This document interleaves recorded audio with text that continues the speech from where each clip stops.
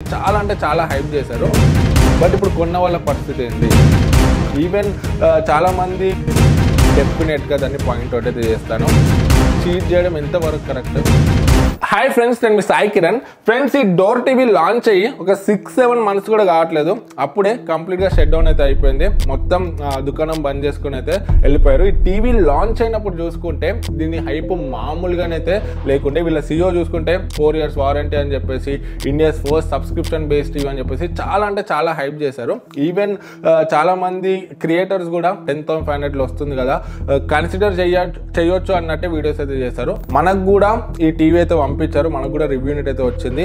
But review unit వచ్చినప్పటికీ మన video ఒకసారి మీరు చెక్ చేయండి, మళ్ళీ ఒకసారి వెళ్ళి ఉన్నది ఉన్నట్టు క్లియర్ కట్గా చెప్పినాము. ఆ వీడియోలో కూడా మనకి రివ్యూ యూనిట్ వచ్చినా కూడా మనం దాంట్లో వీడియోలో ఇందులో ఏం చెప్పినామంటే దీని జోలికి వెళ్ళకండి, సో ఈ బడ్జెట్లో మనకి ఇంకా బెటర్ ఆప్షన్స్ ఉన్నాయని కుళ్ళనైతే చెప్పినాము. మీరు దీని జోలికి అయితే వెళ్ళకండి. సో మనం 20,000 అబోవ్ పెడితే, 21,000 అబోవ్ పెడితే మనకి ఇంకా చాలా బెటర్ QLED ఆప్షన్స్ అయితే ఉన్నాయి. సో ఇదనే కాదు, మనం దగ్గర 9 years నుంచి అయితే యూట్యూబ్లో వీడియోస్ చేస్తున్నాము. ఇప్పటివరకు కొన్ని థౌజండ్స్ ఆఫ్ ప్రోడక్ట్స్ని రివ్యూస్ అయితే చేసాము. దాంట్లో మనము మ్యాక్సిమం 90% ఆఫ్ ద ప్రోడక్ట్స్ కొన్నవే ఉంటాయి, కొన్ని బ్రాండ్స్ కూడా ఉంటాయి.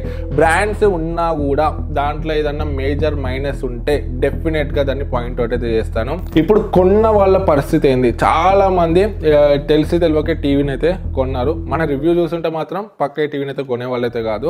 బట్ ఇప్పుడు కొన్న వాళ్ళ పరిస్థితి ఏంది? సో వాళ్ళు వెబ్సైట్లో చూసుకుంటే మాత్రం క్లియర్ కట్గా చెప్పారు, సో మాకు కొన్న వాళ్ళ కస్టమర్కి సంబంధం లేదని చెప్పేసి. సో ఒక బ్రాండ్ని మనం నమ్మి డబ్బులు ఇన్వెస్ట్ చేసినప్పుడు, మనం అంత ట్రస్ట్ పెట్టుకున్నప్పుడు మనకి వాళ్ళు అట్లా చీట్ చేయడం ఎంతవరకు కరెక్ట్? సో ఇప్పుడు ఇట్లాంటి బ్రాండ్స్ని చూస్తే వేరే కొత్త బ్రాండ్స్ ఏమన్నా సజెస్ట్ చేయాలన్నా, రికమెండ్ చేయాలన్నా కూడా ఆలోచించాల్సి వస్తుంది. సో ఒకటి బ్లాక్ డెక్కర్ అని ఒక బ్రాండ్ ఉంటుంది. రీసెంట్గా దానికి సంబంధించిన రివ్యూ కూడా మనం చేసినాము. 43-inch 4K టీవీ అరౌండ్ 16-17,000 వస్తుంది మనకు. దాంట్లో చూసుకుంటే 4K ప్యానల్ ఉంటుంది, USB 3.0 ఉంటుంది, HDMI 2.1 ఉంటుంది, మొత్తం మెటల్ బిల్డ్తో వస్తుంది, 450 nits బ్రైట్నెస్ వెళ్తుంది. మంచి ప్యాకేజ్ టీవీ అది. ఆ బడ్జెట్లో ఏ టీవీ కూడా అంత మంచి ప్యాకేజ్ అయితే ఇవ్వలేదు. సో ఈవెన్ ఒక 20-22,000 వరకు అయితే పెట్టవచ్చు ఆ టీవీకి. సో అట్లాంటిది మనకు అంత మంచి ప్రైస్లో వచ్చింది.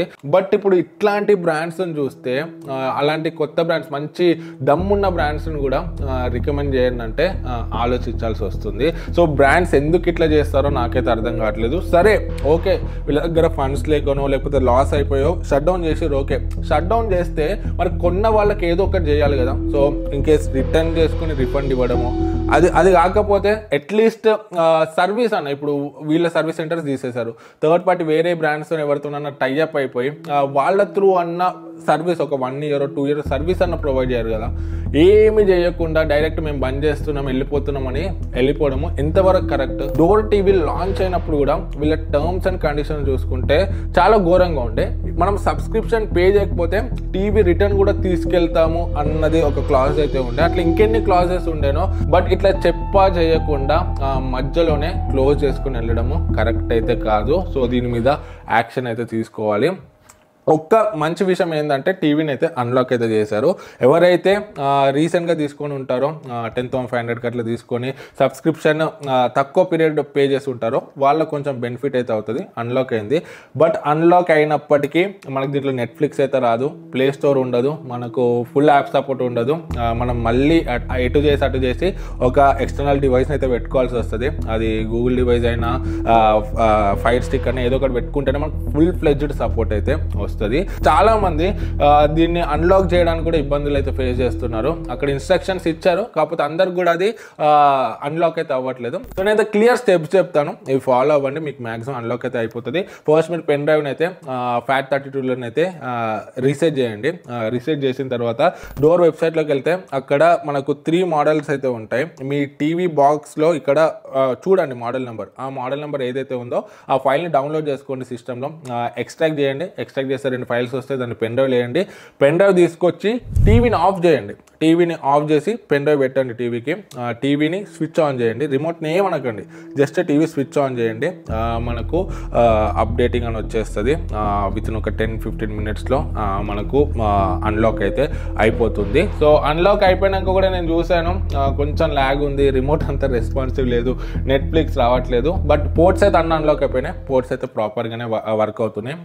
ఈవెన్ నేను ఫైర్ స్టిక్ కూడా పెట్టి టెస్ట్ చేశాను, ఫైర్ స్టిక్ కూడా ప్రాపర్గానే అయితే వర్క్ అవుతుంది. నెక్స్ట్ టైంకి వెళ్ళి మీరు ఏ ఎలక్ట్రానిక్ ప్రోడక్ట్ కొనేది ఉన్నా కూడా ఒక 5,000 కానీ 10,000 కానీ, సో మీరు డబ్బులు ఇన్వెస్ట్ చేసేటప్పుడు కొంచెం జాగ్రత్తగా చూసి అయితే పర్చేస్ చేయండి. సో మీరు వీడియోస్ చూస్తుంటారు, బెస్ట్ మాలాంటి క్రియేటర్స్ వీడియో చూడడం, కాకపోతే ఒకటే వీడియో చూసి సో ఈ వీడియో చూస్తే చాలు అని చాలామంది చెప్తుంటారు.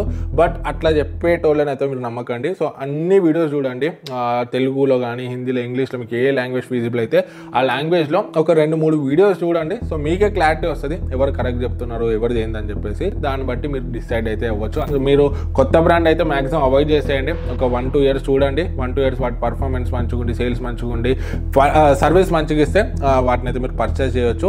అండ్ మీరు పాత బ్రాండ్స్ పర్చేస్ చేసినా కూడా ఎస్టాబ్లిష్ బ్రాండ్స్, వాటి సర్వీస్ సెంటర్స్ మీ ఇంటి దగ్గర ఉన్నాయా, సర్వీస్ మీ దగ్గర ఉందా చెక్ చేసుకొని అయితే తీసుకోండి. అండ్ ఇంకొకటి, మీరు ఇప్పటి వరకు ఏదైనా వరస్ట్ ఎక్స్పీరియన్స్ ఫేస్ చేసింది ఉంటే బ్రాండ్స్తో కానీ బ్రాండ్ సర్వీస్తో కానీ కింద కమెంట్స్లో చెప్పండి, చూద్దాము. సో ఏ బ్రాండ్ ఎట్లుంది అనేది మనకు క్లారిటీ అయితే వస్తుంది. అండ్ మన డౌట్స్ ఉంటే కూడా కింద కమెంట్స్లో అడగండి. వీడియో నచ్చితే లైక్ చేసి మన ఛానల్కి సబ్స్క్రైబ్ అవ్వడం అస్సలు మర్చిపోకండి. జై హింద్.